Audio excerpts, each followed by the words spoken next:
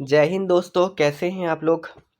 दोस्तों, UPSC prelims को अब बचे हैं 173 डेज। ठीक है, 173 दिन। तो अब जो तैयारी होनी चाहिए उसकी दिशा अब कैसी होगी।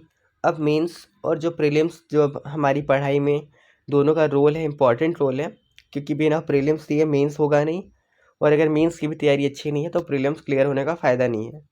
तो जो इंटीग्रेटेड और बैलेंस्ड अप्रोच होनी चाहिए तैयारी की, उसके हिसाब से अब क्योंकि 173 डेज़ बचे हैं, तो जैसे जैसे ये 150 डेज़ के आसपास पहुंचेगा तो हम लोगों को ये करना कि जो हमारा पढ़ाई का अप्रोच है उसको धीरे धीरे मेंस से प्रीलिम्स पे शिफ्ट करना है। ठीक है, तो उसको हम लोग कैसे करेंगे उसके बारे में भी आगे बात करते हैं। ठीक है, फिलहाल वीडियो को स्टार्ट करते हैं शानदार तरीके से।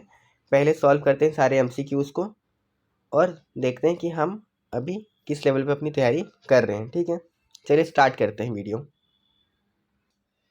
देखिए दोस्तों, पहला क्वेश्चन है कोडेक्स एलिमेंटेरियस कमीशन, ठीक है, के संबंध में निम्नलिखित कथनों पर विचार कीजिए। ये है संस्था, जो भी है कमीशन उसका नाम। ठीक है, सीएसी।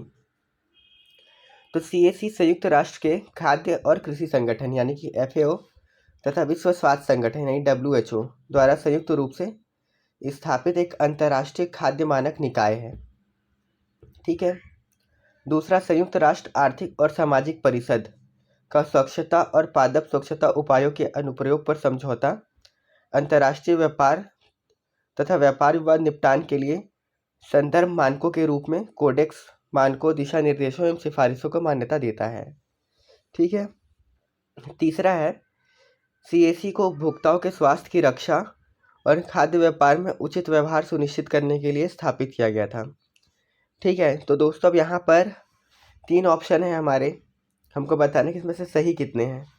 अब ऐसे में आपको यहाँ पे वीडियो को पॉज करना चाहिए और एक बार खुद के स्तर पे भी प्रश्न को पढ़ के आप इसको सॉल्व करने का प्रयास करिए, क्योंकि जो हमारा ये एमसीक्यू सीरीज़ है इसका पर्पज़ ही ये है कि आप ज़्यादा से ज़्यादा एमसीक्यू सॉल्व कर पाएँ और सॉल्व करने का जो अप्रोच है वो सीखें। ठीक है, तो पहले तो आप वीडियो को रोकिए और क्वेश्चन को सॉल्व करिए, उसके बाद हम लोग देखते हैं कि आंसर क्या होना चाहिए था, आपने आंसर सेलेक्ट करने में क्या गलतियाँ कर दी है ना, उस तरीके से हम लोग इसको करेंगे आगे। चलिए अब देखते हैं दोस्तों आंसर को। देखिए दोस्तों, ये जो सीएसी है, कोडेक्स एलिमेंटेरियस कमीशन, संयुक्त राष्ट्र के खाद्य एवं कृषि संगठन यानी एफएओ और डब्ल्यूएचओ, ठीक है, दोनों के द्वारा संयुक्त रूप से स्थापित है। इसका मतलब है कि आप समझ सकते हैं कितनी महत्वपूर्ण संस्था होगी, क्योंकि यूनाइटेड नेशन की दो संस्था जो है इसको मिलकर बनाई है। ये क्या करता है दोस्तों, ये अंतर्राष्ट्रीय खाद्य मानक निकाय है, यानी कि किसी भी खाद्य पदार्थ में कितनी मात्रा में शुगर होना चाहिए, जो मैक्सिमम और मिनिमम लिमिट्स होते हैं, है ना, वो सेट करने का काम इसका है इंटरनेशनल लेवल पे। इसीलिए जो कथन एक है वो सही हो जाता है ना। फिर देखिए दोस्तों अगला, भारत को रोम में खाद्य और कृषि संगठन मुख्यालय में अपनी 46वीं बैठक के दौरान कोडेक्स एलिमेंटेरियस कमीशन की कार्यकारी समिति में एशियाई क्षेत्र का प्रतिनिधित्व करने वाले सदस्य के रूप में सर्वसम्मति से चुना गया है। तो ये भी अच्छा पॉइंट है दोस्तों, इसको भी आप ध्यान में रख सकते हैं। ठीक है, इससे भी डायरेक्ट क्वेश्चन बन सकता है। 46वीं बैठक है, ध्यान में रखिएगा, इस साल के लिए 46वीं बैठक है ये। विश्व व्यापार संगठन यानी डब्ल्यूटीओ के स्वच्छता और पादप स्वच्छता उपायों के अनुप्रयोग पर समझौता अंतर्राष्ट्रीय व्यापार तथा व्यापार विवाद निपटान के संदर्भ के लिए संदर्भ मानकों के रूप में कोडेक्स मानकों, दिशा निर्देशों तथा सिफारिशों को मान्यता देता है। इसीलिए जो कथन 2 था ये गलत हो जाता है, क्योंकि ये जो काम है ये है एसपीएस का, ठीक है, स्वच्छता और पादप स्वच्छता उपायों का। आगे देखें दोस्तों, वर्तमान में इस कमीशन में कुल 189 सदस्य हैं। अब 189 देश नहीं है, ये ध्यान रखना है आपको, देश तो 188 है प्लस एक यूरोपीय संघ है, और यूरोपीय संघ में आपको पता है कितने सारे देश आते हैं, है ना। उसके बाद कोडेक्स एलिमेंटेरियस कमीशन को उपभोक्ताओं के स्वास्थ्य की रक्षा और खाद्य व्यापार में उचित व्यवहार सुनिश्चित करने के लिए स्थापित किया गया था। इसीलिए कथन 3 जो है वो सही है। ठीक है दोस्तों, यहाँ पर अगर आप देखें अब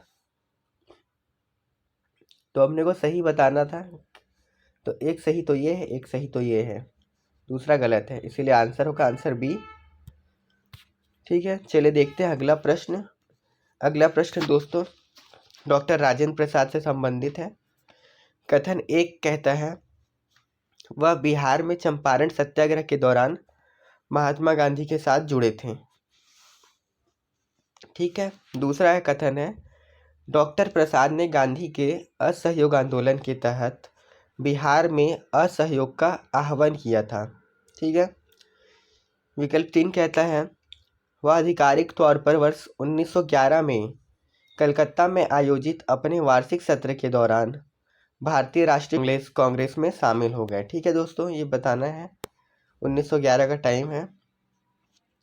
चलिए इसका आप आंसर एक बार खुद के स्तर पर सॉल्व करिए, उसके बाद फिर हम लोग शानदार तरीके से इसके आंसर को देखते हैं, समझते हैं कि इस तरीके के प्रश्न क्यों बनते हैं, इनका महत्व क्या है।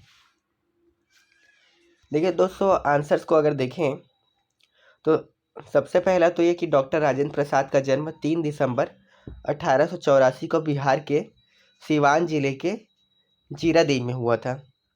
अगर दोस्तों आप ट्रेन से ट्रेवल कर रहे हैं बिहार में, है ना, और आप सिवान जिले से होकर के गुजरते हैं और रास्ते में अगर ये जीरादेई गांव पड़ता है तो ट्रेन को वहाँ पे कुछ देर के लिए रोका जाता है उनके सम्मान में। वह बिहार में चंपारण सत्याग्रह के दौरान महात्मा गांधी के साथ जुड़े थे, ये बात बिल्कुल सही है दोस्तों। 1918 में रॉलेट एक्ट और 1919 में जलियांवाला बाग हत्याकांड पे इनकी कड़ी प्रतिक्रिया थी, यानी कि उस समय बहुत ज़्यादा पॉलिटिकली एक्टिव थे। ठीक है, डॉक्टर प्रसाद ने गांधी जी के असहयोग आंदोलन के तहत बिहार में असहयोग का आह्वान किया था, इसलिए कथन 2 भी सही है। उन्होंने वर्ष 1930 में बिहार में नमक सत्याग्रह में महत्वपूर्ण भूमिका निभाई, जिसके कारण उन्हें कारावास भी हुआ। ठीक है, यानी कि नमक सत्याग्रह में ये कहाँ पर एक्टिव थे दोस्तों, बिहार में एक्टिव थे। ठीक है, वह आधिकारिक तौर पर 1911 में कलकत्ता में आयोजित अपने वार्षिक सत्र के दौरान भारतीय राष्ट्रीय कांग्रेस में शामिल हो गए। ठीक है दोस्तों, 1911 में कलकत्ता में। ठीक है, कथन 3 जो होगा हमारा सही होगा, यानी कि यहाँ पर जो तीनों कथन दिए गए थे तीनों सही हैं। उपयुक्त में से कितने विकल्प सही है ये बताना है, तो अब आंसर होगा हमारा सी, सभी 3। ठीक है दोस्तों, चलिए अगला क्वेश्चन।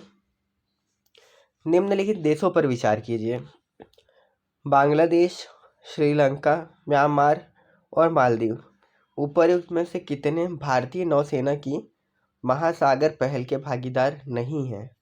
ठीक है दोस्तों, भारतीय नौसेना की महासागर पहल के भागीदार नहीं हैं। तो यहाँ पर दोस्तों आप देखेंगे तो जो म्यांमार है अभी तानाशाही शासन चल रहा है, वहाँ पर थोड़ा सा विवाद है, पर क्या होना चाहिए इसका आंसर, इसको आप सोचिए, मैंने आपको हिंट करा है, अब वो सही है कि गलत है, किस तरीके से चीज़ें होंगी आगे वो आंसर देख के ही समझ में आएगा। ठीक है, चलिए आपने सॉल्व किया होगा अपने लेवल पे, अब हम लोग आंसर को देखते हैं। पहले तो देखिए दोस्तों कि जो भारतीय नौसेना की महासागर पहल हो क्या है, तो पहल महासागर के पहले सत्र का आयोजन हुआ है अभी। ठीक है, जिसमें हिंद महासागर क्षेत्र के विभिन्न देशों ने समुद्री प्रमुखों ने हिस्सा लिया। इसका मतलब है दोस्तों कि जो भी नेवी के जो हेड्स थे उन्होंने हिस्सा लिया महासागर पहल में। ठीक है, थीम क्या है इसका, थीम है सामान्य चुनौतियों का मुकाबला करने की दिशा में सामूहिक समुद्री दृष्टिकोण। ठीक है, महासागर का तात्पर्य क्षेत्र में सभी के लिए सक्रिय सुरक्षा और विकास हेतु राष्ट्रीय समुद्री दृष्टिकोण के प्रति प्रतिबद्धता है। इसका उद्देश्य इंडियन ओशन रीजन देशों के बीच सहयोग को बढ़ावा देने के लिए उच्च स्तरीय वार्ता के लिए मंच तैयार करना है। ठीक है, तो अभी तक आपको समझ में आएगा इसके क्या क्या मेजर उद्देश्य हैं। इसमें देखिए दोस्तों देश कौन कौन से हैं, बांग्लादेश है, कोमोरोस है, केन्या है, मेडागास्कर है, मालदीव है, मॉरिशस है, मोजाम्बिक है, सेशल्स है, श्रीलंका है, तंजानिया है। ठीक है, यानी इसमें सिर्फ एक देश शामिल नहीं था, वो कौन सा था, वो म्यांमार था, जिसके लिए मैंने आपको हिंट भी किया था। ठीक है, तो यहाँ पर पूछा कितने नहीं है, तो केवल एक ऐसा है जो नहीं है, इसीलिए विकल्प हो जाएगा केवल एक। ठीक है। अगला प्रश्न देखिए दोस्तों, डिफेंस से रिलेटेड है, इम्पॉर्टेंट है। MiG-21 हमेशा न्यूज़ में रहता भी है। क्वेश्चन है, निम्नलिखित कथनों पर विचार कीजिए। MiG-21 एक सबसोनिक जेट फाइटर है जिसे मूल रूप से सोवियत संघ द्वारा डिज़ाइन किया गया था। ठीक है दोस्तों, MiG-21 के बारे में बात है। राफेल एक फ्रांसीसी जुड़वा इंजन और बहुउद्देशीय लड़ाकू विमान है। ठीक है, राफेल के बारे में आपने सुना होगा, लगातार न्यूज़ में था। भारत के 2024 तक अपना स्वदेशी लड़ाकू advance medium combat aircraft launch करने की उम्मीद है। ठीक है, अपना खुद का। ठीक है दोस्तों, कितना सही है इसमें आपको बताना है। आंसर आपके सामने है, थोड़ा सा कॉमन सेंस यूज़ करिए और भरोसा करिए कि जो आपको पता है वो सही है। ठीक है, उसके बाद प्रश्न को सॉल्व करिएगा। चलिए देखते हैं इसके आंसर को। देखिए दोस्तों, सुपरसोनिक जेट लड़ाकू विमान जो मिग के बारे में बात की गई है, बिल्कुल सही है। 1950 के दशक में तत्कालिक यूएसएसआर द्वारा डिज़ाइन किया गया था, पर यहाँ पर सबसोनिक जेट फाइटर की बात की गई है कि यहाँ पर क्या है, ये जेट लड़ाकू और इंटरसेप्टर विमान है। ठीक है, इसीलिए ये जो था कथन गलत है। अदरवाइज यूएसएसआर वाली जो बात की गई थी वो बिल्कुल सही थी। दूसरा देखिए राफेल के बारे में, तो बिल्कुल ये फ्रेंच का ट्विन इंजन और मल्टी रोल लड़ाकू विमान है ना। भारत ने वर्ष 2016 में 59 करोड़ रुपए में 59,000 करोड़ में 36 राफेल जेट खरीदे थे। ठीक है, इसलिए कथन दो सही है। इसका मतलब आप देख रहे हैं दोस्तों कि एक राफेल की कीमत जो है वो 1,000 करोड़ से भी ज़्यादा है। मतलब कितना हाई वैल्यू का अभी भारत सरकार जो अपने डिफेंस पर खर्च कर रही है, अच्छी बात है वो। उन्नत मध्यम लड़ाकू विमान यानी कि जो भारत का खुद का स्वदेशी, अब उसके बारे में देखते हैं। यह भारतीय वायुसेना और भारतीय नौसेना के लिए 5वीं पीढ़ी का, ठीक है, 5th पीढ़ी का स्टील्थ बहुउद्देशीय लड़ाकू विमान विकसित करने का एक भारतीय कार्यक्रम है। ठीक है, इसे हिंदुस्तान एरोनॉटिक लिमिटेड और अन्य सार्वजनिक एवं निजी भागीदारों के सहयोग से DRDO के ADA द्वारा डिज़ाइन किया जा रहा है। ठीक है, वर्ष 2008 में सुखोई के अनुवर्ती के रूप में इसकी शुरुआत की गई थी। सुखोई को आप जानते होंगे दोस्तों, ये भी एक फाइटर जेट है भारत सरकार का, मतलब इंडियन एयरफोर्स का। इसकी पहली उड़ान वर्ष 2025 के लिए योजनाबद्ध है। ठीक है, और उत्पादन वर्ष 2023 के बाद शुरू होने की उम्मीद है। इसलिए कथन 3 दोस्तों हमारा गलत हो गया, क्योंकि वहाँ 2024 की बात की गई थी।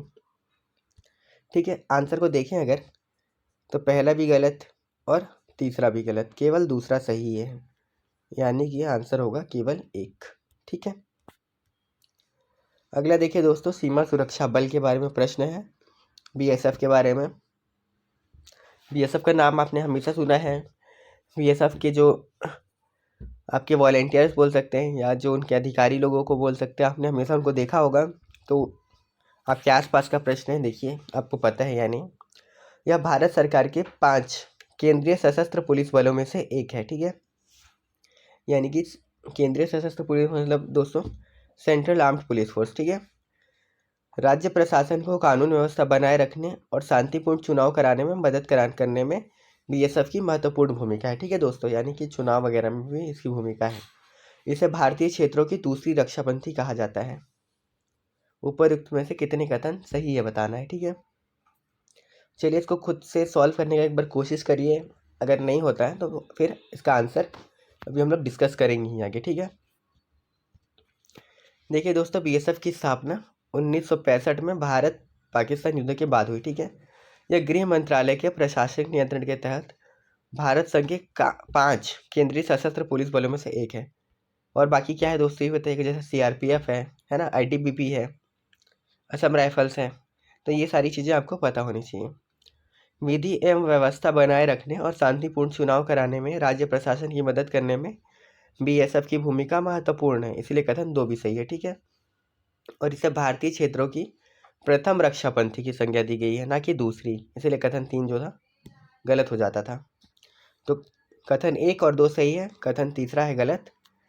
आंसर होगा हमारा यहाँ पर केवल 1 और 2। ठीक है दोस्तों, आज के लिए इतना ही दोस्तों। हमारा ये जो डेली का चल रहा है ये तो चलते रहेगा, ठीक है। अभी नवंबर का जो कंप्लीट एमसीक्यू सीरीज़ हमारी चली है नवंबर भर में, उसका मंथली वीडियो भी आने वाला है और पिछले वीक का जो है वीकली भी आने वाला है, ठीक है दोस्तों। तो आपका रिवीजन करने के लिए आप दोनों जगह से कर सकते हैं अपना, ठीक है।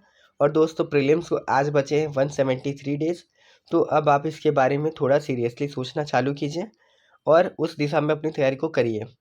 बाकी हम लोग बीच बीच में वीडियोस लेके आते रहेंगे कि हम लोग को अभी कैसे चलना है, क्या चलना है, ठीक है। तो उसको भी ध्यान रखेंगे। तब तक के लिए बाय। कोई भी नई दिक्कत या परेशानी हो आपको तो आप हम लोग को कमेंट में बता सकते हैं, हम लोग फिर उस पर आराम से डिस्कस करेंगे, ठीक है दोस्तों।